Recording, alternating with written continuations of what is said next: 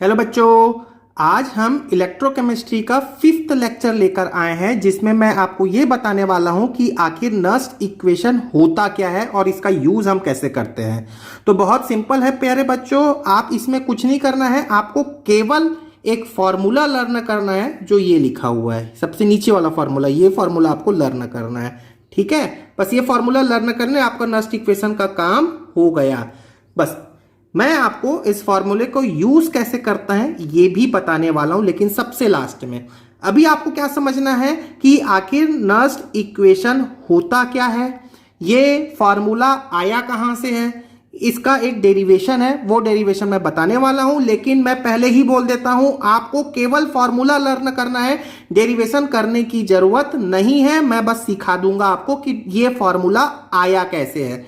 But important ये है प्यारे बच्चों कि आखिर नस्ट इक्वेशन हमें किस बात का इंफॉर्मेशन दे रहा है और आखिर हमें ये क्यों पढ़ने की जरूरत पड़ी, ठीक है। तो प्यारे बच्चों, ये जो डेफिनेशन आपके सामने लिखा है, ये जो फॉर्मूला आपके सामने लिखा है, इसे मैं सबसे लास्ट में एक्सप्लेन करने वाला हूं।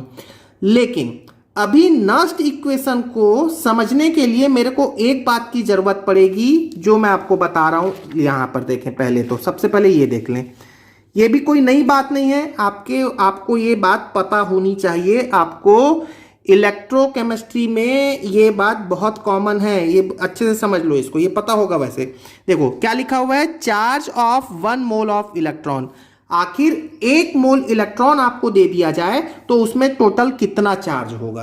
इसके लिए आपको क्या पता होना चाहिए, दो बातें पता होनी चाहिए। एक तो ये पता होना चाहिए कि 1 मोल में कितने होते हैं, 6.022 10⁻23, जिसे एवोगैड्रो नंबर भी कहते हैं। ये हो गया 1 मोल।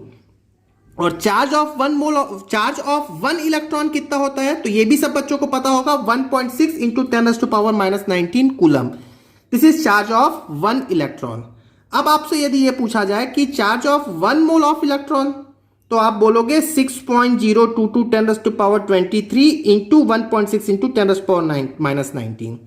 यदि आप इन दोनों को मल्टीप्लाई कर दें तो ये मेरा आंसर जो आता है वो अप्रॉक्स है 96500 कूलम, ठीक है, जिसे हम 1 फैराडे कहते हैं और रिप्रेजेंटेशन है 1F, ठीक। चार्ज ऑफ 1 इलेक्ट्रॉन है 1.6 10⁻⁻19। चार्ज ऑफ 2 इलेक्ट्रॉन कितना होता, तो multiply by 2। Charge of 3 electron कितना होता, multiply by 3। Charge of 6.022 10⁻23 electron कितना होता, तो मल्टीप्लाई बाई ये, और यही कितना है 1 मोल। तो charge of 1 mole of electron is 96500 1 Faraday 1F। ये इलेक्ट्रोकेमिस्ट्री में बहुत जरूरत पड़ेगी। चलिए अब आगे समझते हैं कि आखिर नस्ट इक्वेशन हमें पढ़ने की जरूरत क्यों पड़ी। तो प्यारे बच्चों, आपके पास में यदि कोई भी एक सेल है, कोई भी एक बैटरी है, अब गाड़ी की बैटरी ही ले लो, और उस गाड़ी की बैटरी का आपको क्या फाइंड आउट करना है, सपोज आपको फाइंड आउट करना है EMF फाइंड आउट करना है, या उस सेल का क्या फाइंड आउट करना है, वोल्टेज फाइंड आउट करना है कि आखिर वो कितने वोल्टेज का है, ठीक है, जिसको मैं EMF भी कहता हूं या ई सेल भी कहता हूं, ठीक है। यदि आपको ये फाइंड आउट करना है तो आपके पास में 2 ऑप्शन है कि आखिर कोई सेल या कोई बैटरी कितने वोल्टेज का है, ये फाइंड आउट करना है। तो 2 ऑप्शन है। क्या क्या 2 ऑप्शन हो सकता है, एक ऑप्शन होता है प्रैक्टिकल वैल्यू, और प्रैक्टिकली आप फाइंड आउट कर सकते हो, और एक आप फाइंड आउट कर सकते हो थ्योरी से। अच्छा, ये बात आपको समझ में नहीं आई होगी मेरे बोलने से, तो चलो समझ लेते हैं। प्रैक्टिकल का मतलब यह है प्यारे बच्चों कि मैंने आपको बैटरी दे दिया, मैंने आपको एक वोल्ट मीटर दे दिया, तो आप क्या करोगे, बैटरी में वायर कनेक्ट करोगे, उसमें एक बीच में एक वोल्ट मीटर लगा लोगे, और वोल्ट मीटर का जो भी रीडिंग होगा उसका इंडिकेट जो भी करेगा वही आपका वोल्टेज है। जैसे आपका एक बैटरी, ये बैटरी आपने ये बैटरी हो गया, अब आप इसमें इस कितने वोल्टेज का है, तो आपने क्या किया, इसके 2 टर्मिनल ले लिए, पॉजिटिव निगेटिव, यहाँ पे एक वोल्ट मीटर लगा लिया, और वोल्ट मीटर का जो भी रीडिंग है, मान लो आया ये सपोज 3 वोल्ट आता है, तो आप बोलोगे सर बैटरी कितने वोल्टेज का है, 3 वोल्टेज का है, ठीक है ना। तो ये हो गया प्रैक्टिकल। इसके लिए आपको क्या करना पड़ेगा, एक प्रैक्टिकल करना पड़ेगा, ठीक। क्या चाहिए आपको, एक बैटरी चाहिए, फिजिकली एक बैटरी चाहिए, फिजिकली आपको एक वोल्ट मीटर चाहिए, पोटेंशियोमीटर चाहिए, जिससे आपको EMF पता चलेगा, ठीक है। वो फिजिकली हो गया, थ्योरी करोगे, लैब में परफॉर्म करोगे। एक है थ्योरेटिकल। नस्ट इक्वेशन से हम थ्योरेटिकली किसी सेल का ईएमएफ फाइंड आउट करते हैं। नस्ट इक्वेशन, तो नस्ट इक्वेशन क्या है पता चल गया। नस्ट इक्वेशन के हेल्प से मैं किसी सेल का क्या फाइंड आउट करने वाला हूं, ईएमएफ फाइंड आउट करने वाला हूं। समझ में आ गया? चलिए देखते हैं। तो हम नस्ट इक्वेशन के हेल्प से किसी बैटरी का ईएमएफ कैसे फाइंड आउट करते हैं थ्योरेटिकली। तो इसके लिए आपको क्या पता होना चाहिए। अब मैं आपको बैटरी नहीं दूंगा, मैं बोल दूंगा मेरे बैटरी में एनोड क्या है, नाम बता दूंगा भाई, एनोड जिंक का है, कॉपर का है या किसका है। कैथोड कौन सा है ये मैं बता दूंगा, ठीक है। और दोनों में एनोड और कैथोड जिस सॉल्यूशन में डूबे हुए हैं उस सॉल्यूशन का मैं बता दूंगा कंसंट्रेशन। मतलब मुझे किन बातों की आवश्यकता है, मुझे एनोड कौन सा है पता चल जाए, कैथोड कौन सा है पता चल जाए, और कंसंट्रेशन सॉल्यूशन का क्या है ये पता चल जाए, तो मैं नस्ट इक्वेशन के हेल्प से किसी भी सेल का ईएमएफ फाइंड आउट कर सकता हूं। दूसरी बात मैं ये बोल देता हूं कि आप इसे किसी भी कंडीशन में फाइंड आउट कर सकते हो। ये भी एक इंपॉर्टेंट बात है, किसी भी कंडीशन पे, मतलब टेम्परेचर कुछ भी हो, प्रेशर कुछ भी हो, कंसंट्रेशन कुछ भी हो, आप नस्ट इक्वेशन अप्लाई करें और सेल का ईएमएफ फाइंड आउट कर लें। तो प्यारे बच्चों, सबसे पहले हम ये बात कर लेते हैं कि आखिर नस्ट इक्वेशन आया कहां से, इसका डेरिवेशन। मैंने आपको ये बता दिया कि पढ़ने की क्यों जरूरत पड़ी, अब मैं आपको बताने वाला हूं इसका डेरिवेशन। तो डेरिवेशन के लिए हमें क्या जरूरत पड़ेगी, तो आप खुद सोचो प्यारे बच्चों कि बैटरी आपके लिए काम कर रहा है। कैसे काम कर रहा है भाई, बैटरी से ही तो आपको इलेक्ट्रिसिटी मिल रहा है, मतलब battery is doing some work done for you, ठीक है। तो बैटरी कुछ काम कर रहा है, कैसे काम कर रहा है तो आप खुद सोचो कि यहां पर मैंने एक डायग्राम के हेल्प से मैं आपको समझाता हूं। ये डायग्राम मैंने बैटरी का बना लिया, इसमें एनोड और कैथोड भी लगा लिए और एक वायर से कनेक्ट कर दिया। क्या हो रहा है, यहां पर इलेक्ट्रिसिटी फ्लो होगा, इलेक्ट्रॉन फ्लो होगा, चार्ज फ्लो होगा। तो भाई इलेक्ट्रॉन को फ्लो कराने के लिए बैटरी कुछ ना कुछ क्या कर रहा है, कुछ ना कुछ क्या कर रहा है बताइए, वर्क डन कर रहा है, ठीक है, वर्क डन कर रहा है। अच्छा, कितना वर्क डन कर रहा है, कितना वर्क डन कर रहा है, तो ये होता है Q इंटू वी। अब बोलोगे सर ये फार्मूला कहां से आ गया, तो प्यारे बच्चों ये फार्मूला आपके फिजिक्स के सेकेंड चैप्टर में दिया हुआ है 12th के। अदरवाइज आपने 11th में भी यूनिट एंड डायमेंशंस में थोड़ा सा इसको सुन रखा होगा। चलिए, आपने ना ही फिजिक्स पढ़ा है ना ही यूनिट एंड डायमेंशन पढ़ा है, तब भी मैं आपको आसान शब्दों में यहां पर ये बोल देता हूं कि यदि आपके पास में ये बैटरी है और ये बैटरी के में क्यू चार्ज फ्लो हो रहा है, इलेक्ट्रॉन फ्लो हो रहा है, मतलब चार्ज फ्लो हो रहा है, क्यू चार्ज फ्लो हो रहा है, और क्यू चार्ज फ्लो होने से यहां पर जो वोल्टेज डेवलप हो रहा है वो सपोज वी है। तो क्यू चार्ज फ्लो होने से वी वोल्टेज डेवलप करने के लिए कितना काम करना पड़ा, कितना वर्क डन करना पड़ा through battery, that is W. तो W is nothing but Q into V. अब समझ में आ गया। तो बहुत आसान सा फॉर्मूला, आप याद करो, याद भी करने की नहीं जरूरत है, केवल समझो क्या हो रहा है, चार्ज फ्लो हो रहा है, चार्ज फ्लो होने से क्या हो गया, वोल्टेज डेवलप हुआ, तो वर्क डन कितना करना पड़ा, Q इंटू वी। क्लियर हो गया। चलिए अब मैं मान लेता हूं, एक बात कर लेते हैं प्यारे बच्चों, एग्जाम्पल में समझ लेना। सपोज ये है, सपोज जिंक, ठीक है, और ये सपोज है कॉपर। याद करो डैनियल सेल। तो जिंक कैसे इलेक्ट्रॉन डोनेट करता है प्यारे बच्चों, तो Zn प्रोवाइड्स, कैसे डेवलप करता है, Zn2 प्लस 2 इलेक्ट्रॉन। याद होगा। वैसे ही आपको याद होगा यहां पर कॉपर आयन होता है, ये कॉपर आयन 2 इलेक्ट्रॉन को गेन करता है और कॉपर बनता है, ठीक है। आप एग्जाम्पल को पिकअप करो। यहां पर आप ये देखना कि ये एक रिएक्शन है, ये एक रिएक्शन है। रिएक्शन में आप देख सकते हो 1 mole of zinc, 1 mole zinc से कितना मोल इलेक्ट्रॉन मिल रहा है बताओ, ये इलेक्ट्रॉन है, ये 2 है, तो 2 मोल इलेक्ट्रॉन मिल रहा है। मतलब ऐसा भी तो बोल सकते हो 1 mole of zinc provides charge of 2 mole of electron, ठीक है ना। ये एक्चुअली में इलेक्ट्रॉन है, इलेक्ट्रॉन है मतलब चार्ज है, कितना चार्ज, 2 मोल इलेक्ट्रॉन। यदि मैं इसको रिएक्शन जैसा बात करूं, ये रिएक्शन है, तो आप इसको 2 इलेक्ट्रॉन नहीं बोलोगे, आप क्या बोलने वाले हो, इसको 2 मोल इलेक्ट्रॉन। तो क्या कहा प्यारे बच्चों कि 1 mole of zinc provide 2 mole of electron. Charge of 2 mole of electron, बोल सकते हैं कि नहीं। यदि जिंक के जगह पर कोई और मेटल हो और 2 इलेक्ट्रॉन के जगह पे मेरे को 4 इलेक्ट्रॉन मिल रहा होगा, 8 इलेक्ट्रॉन मिल रहा होगा, कुछ भी मिल सकता है। तो एक जनरल बात करते हैं, जनरल, समझ गए। जनरल का मतलब ये है कि हो सकता है किसी क्वेश्चन में n मोल ऑफ इलेक्ट्रॉन मिल रहे हो, ठीक है। अब आप ये बताओ कितना मोल इलेक्ट्रॉन मिल रहा है, यहां पर 2 मोल इलेक्ट्रॉन मिल रहा है, तो टोटल चार्ज कितना मोल रहा है। क्या मैं बोल सकता हूं 2 फैराडे। क्यों 2 फैराडे बोलोगे तो आप देख लो, खुद सोचो क्या होता है charge of 1 mole of electron. 1 mole electron का चार्ज मैंने आपको अभी कितना बताया था, 1 फैराडे होता है, 1f, ठीक है। तो 2 मोल इलेक्ट्रॉन का चार्ज कितना होगा, 2f। 3 मोल का कितना होगा, 3f। n मोल का कितना होगा, nf।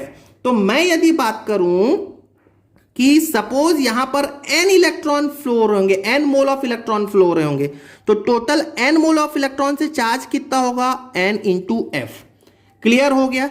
और वोल्टेज ये V क्या हो गया, मैं इसको क्या बोल दिया, V सेल बोल दिया। अब बोलोगे सर V सेल क्यों बोला, तो शुरू में याद करो, ये देखो हम क्या कैलकुलेट कर रहे हैं, सेल का ईएमएफ ही तो फाइंड आउट कर रहे हैं, सेल का वोल्टेज, यही हमको फाइंड आउट करना है, यही मुझे फाइंड आउट करना है नस्ट इक्वेशन से। क्लियर हो गया, बात यहां तक समझ में आ गई। तो प्यारे बच्चों अब देखो ये W है। अब याद करो यहां पर ये मैंने आपको बता दिया था, ये यदि इलेक्ट्रोकेमिकल सेल है, डैनियल सेल है, या गैल्वेनिक सेल या वोल्टेइक सेल है, तो ये एक स्पॉन्टेनियस प्रोसेस होता है। याद है स्पॉन्टेनियस। अब आप बोलोगे सर ये स्पॉन्टेनियस इतना टफ वर्ड, तो प्यारे बच्चों मैं आपको हर तरीके से समझाने की कोशिश करता हूं, इजी वर्ड और एक्चुअल वर्ड। तो स्पॉन्टेनियस का मतलब होता है कि स्वतः प्रक्रम, हिंदी में बोलते हैं स्वतः या खुद से होने वाला प्रोसेस। तो यहां पर इलेक्ट्रॉन खुद से फ्लो होगा, यहां पर जो करंट है वो इलेक्ट्रिसिटी है वो खुद से प्रोड्यूस होगी यदि 2 टर्मिनल को आप लिंक कर दें, ठीक है, स्पॉन्टेनियस। तो ये स्पॉन्टेनियस प्रोसेस होता है। तो अब याद करो आखिर ये बात मैं क्यों कह रहा हूं। तो आप खुद सोचो कि यदि आपके पास में एक बैटरी है और वो बैटरी आपके लिए काम कर रहा है, मतलब बैटरी के पास में खुद के पास में एनर्जी है, तभी तो वो आपके लिए काम कर रहा है। और यदि वो आपके लिए काम कर रहा है तो बैटरी की खुद की एनर्जी में कमी आएगी कि नहीं आएगी, ठीक है ना, समझ में आया क्या। यदि बैटरी के पास में खुद के पास में फ्री एनर्जी अवेलेबल है, खुद के पास में फ्री है एनर्जी, तो वो क्या कर सकता है, वो एनर्जी अपना देगा। किस रूप में देगा, in the form of work, मतलब वो आपके लिए काम कर देगा। यदि बैटरी के पास में एनर्जी है, वो आपके लिए काम कर रहा है, तो इससे बैटरी के खुद की एनर्जी में कमी आएगी, ठीक है। इसीलिए अब ये बात यदि समझ में आ गया, तो इसीलिए हम इसे क्या कह रहे हैं, स्पॉन्टेनियस प्रोसेस कह रहे हैं, क्योंकि बैटरी के पास में फ्री एनर्जी अवेलेबल है। और यदि किसी के पास में फ्री एनर्जी अवेलेबल है, तो उस स्थिति में मैं फ्री एनर्जी को कौन से साइन से रिप्रेजेंट करता हूं, माइनस साइन से रिप्रेजेंट करता हूं। तो अब आपको ये याद आ गया होगा डेल्टा जी मेरे बताने से। डेल्टा जी क्या है प्यारे बच्चों, ये होता है गिब्स फ्री एनर्जी। याद होगा आपने थर्मोडायनेमिक्स में पढ़ा है, गिब्स फ्री एनर्जी। तो क्या होना चाहिए, गिब्स फ्री एनर्जी ये वो फ्री अमाउंट ऑफ एनर्जी है जो किसी बैटरी के पास में अवेलेबल है, तभी वो स्पॉन्टेनियस होगा, खुद से काम करेगा। मतलब यहां पर जो W है, W is the form of work, W is the form of energy, free energy. तो इसी W को मैं क्या लिख सकता हूं, डेल्टा जी, वो भी कौन से साइन में, माइनस साइन में। क्यों, क्योंकि बैटरी काम करेगा तो उसकी एनर्जी में कमी आएगी। तो ये हो गया NFE सेल, या मैं इसको ऐसा भी बोल सकता हूं प्यारे बच्चों, delta G is equal to minus NFE cell. काफी पॉपुलर फॉर्मूला है। अब आप एक बात समझना, ये डेल्टा जी मैंने NFE सेल कैलकुलेट कर लिया। अच्छा, मैंने अभी आपको बताया था कि ये जो हम E सेल कैलकुलेट कर रहे हैं, याद करो ऊपर में, ये क्या है, किसी भी कंडीशन पे फाइंड आउट कर सकते हैं, किसी भी कंडीशन पे। ये जो मैंने फार्मूला से मैंने जो E सेल निकाला है, ये मैंने किसी भी कंडीशन पे बता दिया।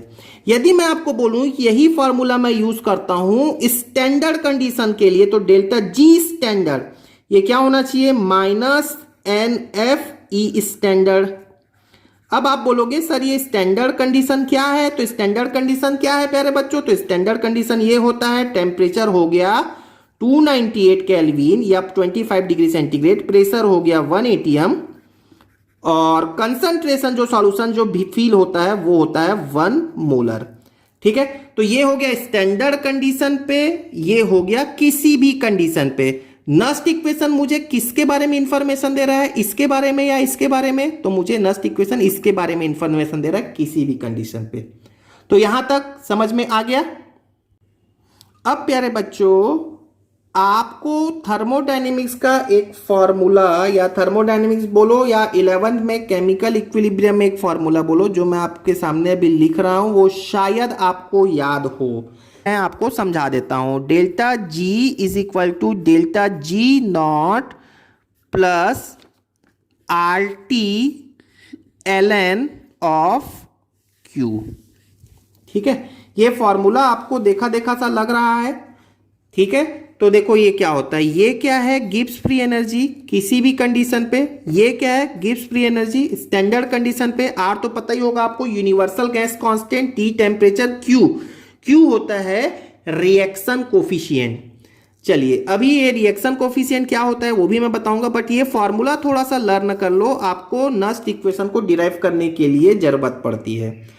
अब डेल्टा जी और डेल्टा जी नॉट का एक्सप्रेशन जो हमने फाइंड आउट कर रखा है उसे हम रख देते हैं। तो ये क्या हो जाएगा माइनस, क्या प्यारे बच्चों, minus N F E cell, ये जो मुझे फाइंड आउट करना होता है नस्ट इक्वेशन से, ये हो गया minus N F E not cell plus R T L N, L N मतलब नेचुरल लॉग होता है क्यू। तो एल एन और क्यू के बारे में मैं भी आपको बताऊंगा, नथिंग टू वरी। ठीक है, अब आपको पहले तो इससे माइनस एन एफ से डिवाइड कर लो, तो ये फॉर्मूला क्या हो जाएगा प्यारे बच्चों, ये हो जाएगा E cell is equal to E not cell minus R T over N F. यदि आप एन एफ से डिवाइड कर दोगे तो होगा कि नहीं, एल एन ऑफ क्यू। ठीक है, एल एन ऑफ क्यू का मतलब क्या है मैं आपको ये बताता हूं, देखो ध्यान से सुन लो, है ना, ये जरूरत पड़ेगी। एल एन ऑफ एक्स का मतलब क्या होता है, इसे हम एल एन लिख देते हैं, ये एक्चुअली में होता है लॉग बेस ई पे एक्स, और ये एक्चुअली में इसको यदि 10 बेस पे कन्वर्ट करना हो तो आप इसे क्या लिख सकते हो, ये होता है 2.303 लॉग ऑफ एक्स 10 बेस पे। तो ये आप तो लर्न कर लें। और मैं आपको एक बात क्लियरली कह देता हूं, नस्ट इक्वेशन में आपको लॉग एंटी लॉग इन सब की जरूरत पड़नी है। तो लॉग और एंटी लॉग के लिए मैंने अलग से वीडियो बना रखा है, केमिस्ट्री वाला गुरु, ये आप यूट्यूब में सर्च करो, उसमें सर्च करो finding the value of log anti log without using table, ये सब आप सर्च कर सकते हो। अदरवाइज चैनल में जब आप सब्सक्राइब किए होंगे तो चैनल में जाएं और आपको उसमें वीडियोस में सभी वीडियो मिल जाएंगे मेरे, तो उसमें लॉग और एंटी लॉग के लिए मैंने एक वीडियो ऑलरेडी बना रखा है। तो जिन बच्चों को लॉग और एंटी लॉग के बारे में बिल्कुल भी आइडिया नहीं है वो कम से कम उस वीडियो को जरूर देख लें, तभी आपको नस्ट इक्वेशन समझ में आ रहा है, क्योंकि यहां पर आपको दिख ही रहा है लॉग से हमको डील करना है। ठीक है, तो चलिए अब इसको मॉडिफाई करते हैं। ये एल एन जो है वो लॉग बेस ई होता है, तो इस एल एन को मुझे हटाना है। लॉग बेस 10 पे हम काम करते हैं हमेशा केमिस्ट्री पे, तो ये मैंने लिखा E cell is equal to E not cell minus R T N F into 2.303 log of Q, क्योंकि देखो x के प्लेस पे मैंने q रखा है और log यदि को log 10 बेस करना है तो 2.303 का एक फैक्टर आ जाएगा। तो यही मेरे पास में एक फॉर्मूला है, यही है नस्ट इक्वेशन। ठीक है ना, चलिए इसको थोड़ा सा और मॉडिफाई करते हैं प्यारे बच्चों। अब R तो पता ही है आपको, R क्या होता है, यूनिवर्सल गैस कांस्टेंट, इसकी वैल्यू होती है 8.314, कौन से यूनिट में, जूल पर मोल पर केल्विन। ठीक है ना, टेम्परेचर भी आपको पता है, यदि मैं स्टैंडर्ड कंडीशन पे ले लूँ तो 298 केल्विन, और यदि मैं F को लिख लूँ, F तो मैंने स्टार्टिंग में बताया ना 96500 कूलम। यदि मैं इस वैल्यूज को पुटअप कर दूँ तो आप ये देखना, E cell is equal to E not cell minus R की वैल्यू, या इसको लिख लेते हैं पहले में 2.303, आर की वैल्यू 8.31, टी की वैल्यू 298 अपॉन में एन तो मुझे पता नहीं है, ये तो डिपेंड करेगा कि कौन सा मेटल आपने यूज किया है। 96500 लॉग ऑफ 10 बेस पे अब लिखना है क्यू। तो प्यारे बच्चों ये सारे न्यूमेरिकल्स वैल्यू है, तो आज को तो सॉल्व कर लो ना आप। तो सॉल्व करेंगे तो मेरे पास में जो फाइनल फॉर्मूला आता है ये आपको याद कर लो बस आप, E not cell minus 0.0591 upon n, ठीक है, लॉग ऑफ क्यू। क्लियर हो गया। तो ये 0.0591, तो ये एक्चुअली 0.06 यूज कर लेना, 0.06 डिवाइडेड बाय एन। अब बात आती है कि आखिर ये Q क्या है और ये क्या है। तो यहां तक तो आपको समझ में आ गया होगा। तो ई नॉट सेल क्या है, एक्चुअली सेल का ईएमएफ है at standard condition. E not क्या होता है, स्टैंडर्ड कंडीशन।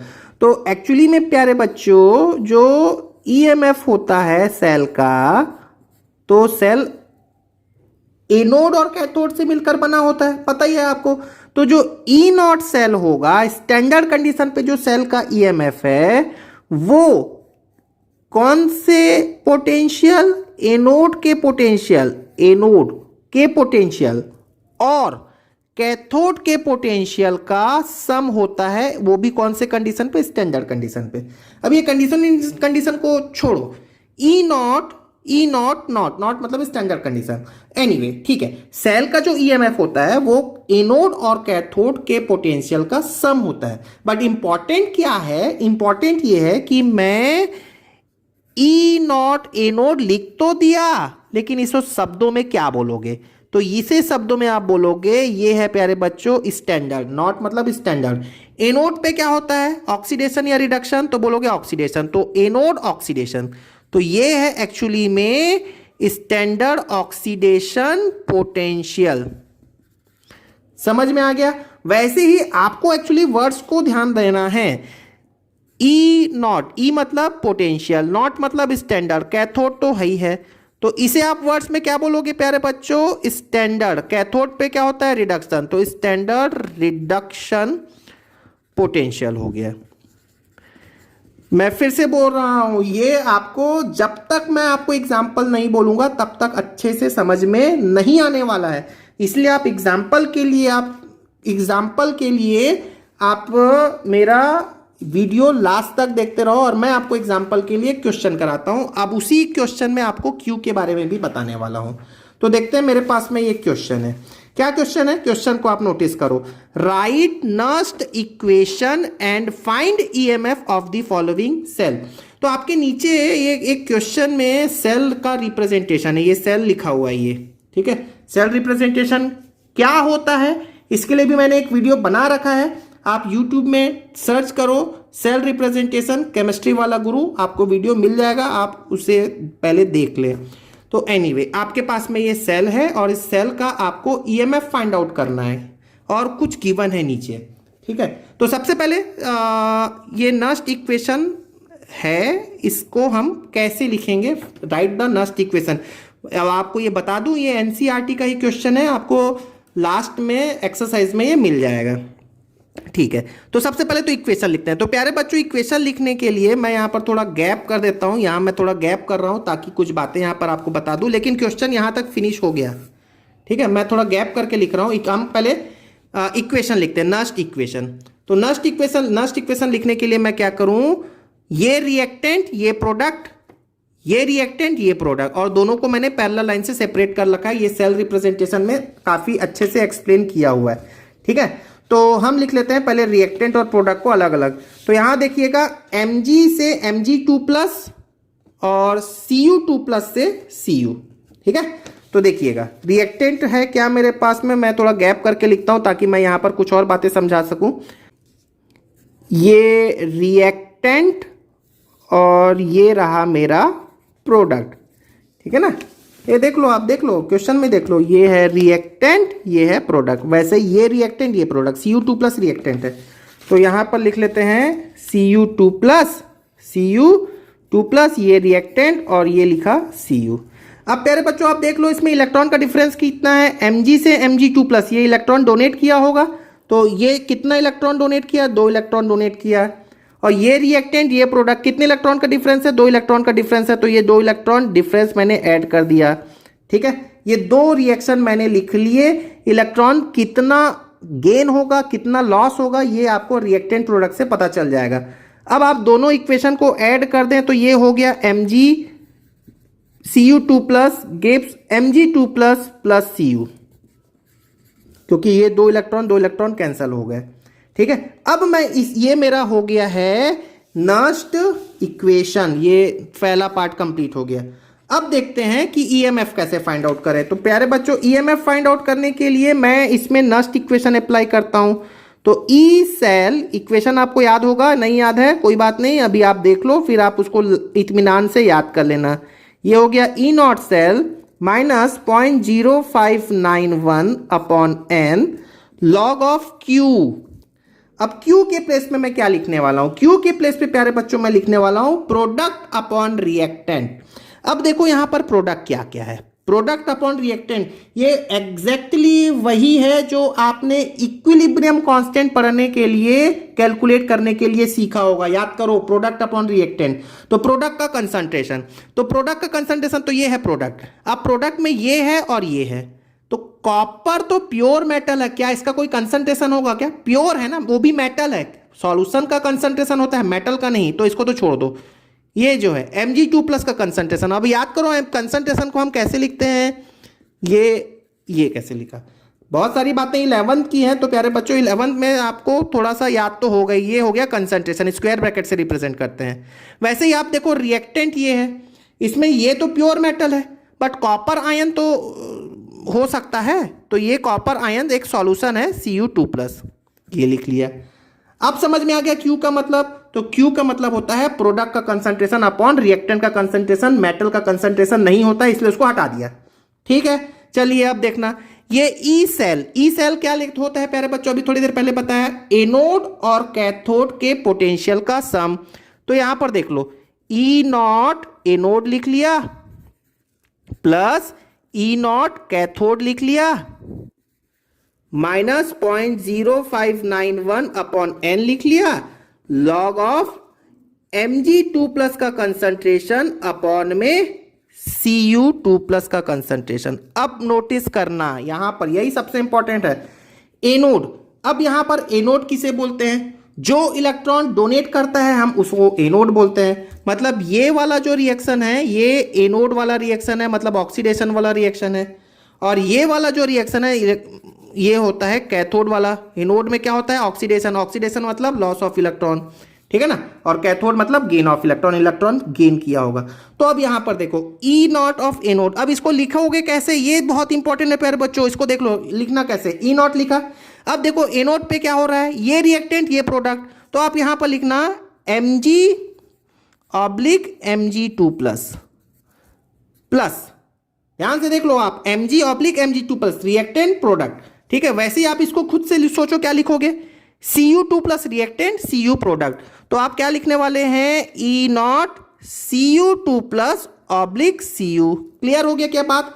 अब बाकी तो एज यूजुअल लिख लो, बाकी क्या लिखा, minus 0.0591 upon N log of Mg2 plus का कंसंट्रेशन, Mg2 प्लस का कंसंट्रेशन अपॉन Cu2 प्लस का कंसंट्रेशन।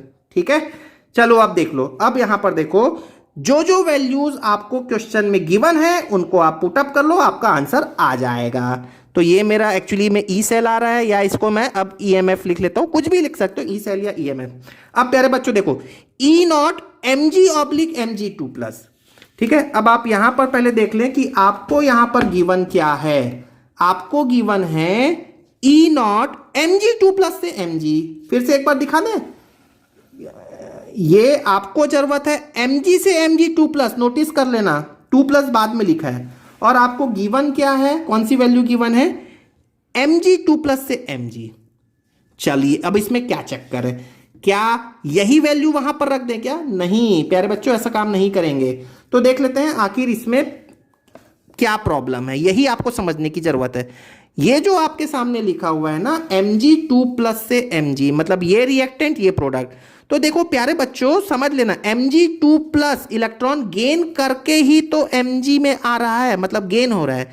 तो ये जो वैल्यू है, इस वैल्यू को ही हम क्या बोलने वाले हैं प्यारे बच्चों? ये वैल्यू है स्टैंडर्ड रिडक्शन पोटेंशियल। जब भी इलेक्ट्रॉन गेन हो रहा होगा, ऐसा दिखा रहा है ये 2+ से Mg, तो इलेक्ट्रॉन गेन होता हुआ दिख रहा है, तो रिडक्शन पोटेंशियल। यहां देखो ये कौन सी वैल्यू है? Cu2+ से Cu, यहां पर भी इलेक्ट्रॉन गेन होता हुआ दिख रहा है, तो मतलब ये भी क्या है, कौन सी वैल्यू है? एक्चुअली में ये दिया हुआ है स्टैंडर्ड रिडक्शन पोटेंशियल की वैल्यू आपको दे दी है क्वेश्चन में। लेकिन आपको यहां पर क्या जरूरत है? आपको यहां जरूरत है E0 एनोड, और एनोड पे क्या होता है? ऑक्सीडेशन। तो आपको जरूरत है एक्चुअली में स्टैंडर्ड ऑक्सीडेशन पोटेंशियल की। तो कुछ नहीं करेंगे, आप देख लो, आपको बहुत ही सिंपल तरीके से मैं बोल रहा हूं, इसको आप यदि Mg से Mg2+ करना चाहो, देखो इसको पलट दो, ये रिएक्टेंट है ये प्रोडक्ट है। अब इस प्रोडक्ट को मैं रिएक्टेंट बना लिया और रिएक्टेंट को प्रोडक्ट बना लिया, जस्ट मैंने एक्सचेंज कर दिया। इधर एक्सचेंज किया तो क्या ये वैल्यू चेंज हो जाएगी क्या? तो वैल्यू तो सेम रहेगी, बस साइन चेंज हो जाएगा। क्लियर हो गया? अब देखो ये रिएक्टेंट ये प्रोडक्ट, इलेक्ट्रॉन क्या हो रहा है? लॉस हो रहा है, सॉरी यहां पर इलेक्ट्रॉन लॉस हो रहा है। Mg से Mg2+ क्या हो रहा है? इलेक्ट्रॉन लॉस हो रहा है। और यदि इलेक्ट्रॉन लॉस हो रहा है तो इसको मैं इस वैल्यू को क्या बोलने वाला हूं प्यारे बच्चों? ये है एक्चुअली में स्टैंडर्ड ऑक्सीडेशन पोटेंशियल। क्लियर हो गया क्या? बात समझ में आ गया? देख लो, खुद से सोच लो, ऑक्सीडेशन और रिडक्शन एक दूसरे के जस्ट अपोजिट है, इतना तो पता है। तो मैं वैल्यूज को चेंज कर सकता हूं। हाँ, अब यहां पर देख लो E0 Cu से Cu2+, यदि मैं इस ऐसा करता हूं तो ये वैल्यू क्या हो जाएगी? -0.34 वोल्ट। तो आपने इसे पलट दिया तो आपको साइन चेंज करना पड़ गया। अब इसे आप क्या बोलोगे? शब्दों में बोलो, ये कौन सी वैल्यू है? ये है स्टैंडर्ड ऑक्सीडेशन पोटेंशियल। समझ में आ गया? अब आपको देख लो क्या गिवन है, क्या जरूरत है, उस बेसिस पे आप काम कर लो। देखो आपको जरूरत क्या है, क्वेश्चन में देख लेते हैं। क्वेश्चन में जरूरत है Mg से Mg2+ की जरूरत है। Mg से Mg2+ की वैल्यू कहां है? देखो Mg से Mg2+ की वैल्यू है 2.36, तो यहां आपने लिख लिया 2.36, तो ये हो गया 2.36 प्लस Cu2+ से Cu, ये कहां पर है? देखें ऊपर, तो Cu2+ से Cu, ये तो क्वेश्चन में डायरेक्टली गिवन है। ये कितना दिया हुआ है? 0.34, तो ये मैंने लिख लिया 0.34 माइनस 0.06 लिख लूं क्या? 0.059 को 0.6 ले लेते हैं, अपॉन n की वैल्यू कितनी होगी प्यारे बच्चों? 2। क्यों 2? क्योंकि देखो 2 इलेक्ट्रॉन लॉस हो रहा है, 2 इलेक्ट्रॉन गेन हो रहा है, तो 2 लिख लिया। अब आप देख लो यहां पर लास्ट लॉग ऑफ प्रोडक्ट और रिएक्टेंट का कंसंट्रेशन। प्रोडक्ट कितना है? Mg2+। Mg2+ का कंसंट्रेशन देखो शुरू में दिया क्वेश्चन में, ये Mg2+ का कंसंट्रेशन है 0.001 और Cu2+ का कंसंट्रेशन है 0.0001। तो यहां हम लिख लेते हैं 0.001 अपॉन में 0.0001।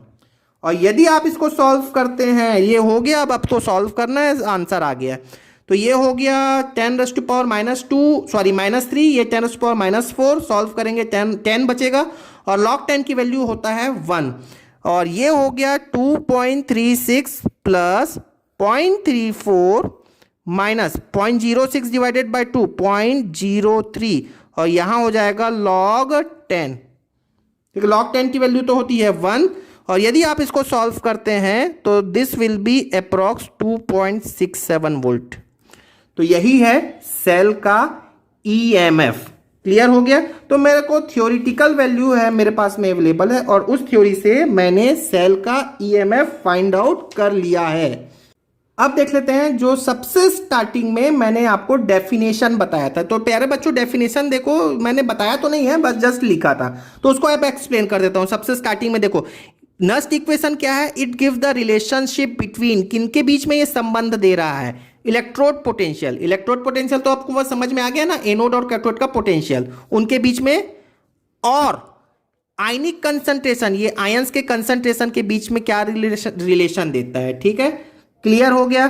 फॉर्मूला आपके सामने लिखा है NF RT by NF LN, मतलब LN को हम E बेस पे लिखते हैं, प्रोडक्ट अपॉन रिएक्टेंट, इसको ही हम Q भी बोल देते हैं।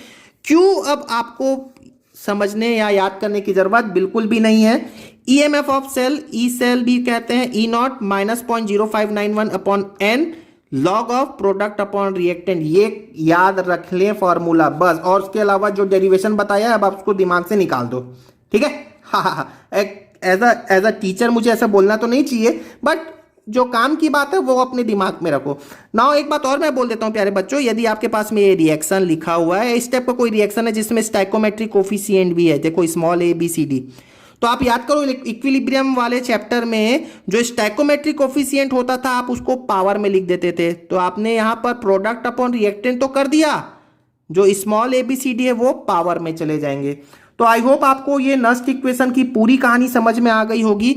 अभी मेरे पास में नस्ट इक्वेशन का ये जो फॉर्मूला जो हमने डिराइव किया है, मेरे पास में एक और मेथड है उस फॉर्मूला को डिराइव करने के लिए, उसके लिए मैं एक नेक्स्ट वीडियो भी बनाने वाला हूं, उसको भी आप गौर से देख लेना, समझ लेना, बस आप समझ लेना। बाकी आपको मैं 4-5 बार हो गया बोलते, केवल ये फॉर्मूला याद कर लो, खासकर ऑब्जेक्टिव के लिए, बोर्ड के लिए। ठीक है, थैंक यू वेरी मच।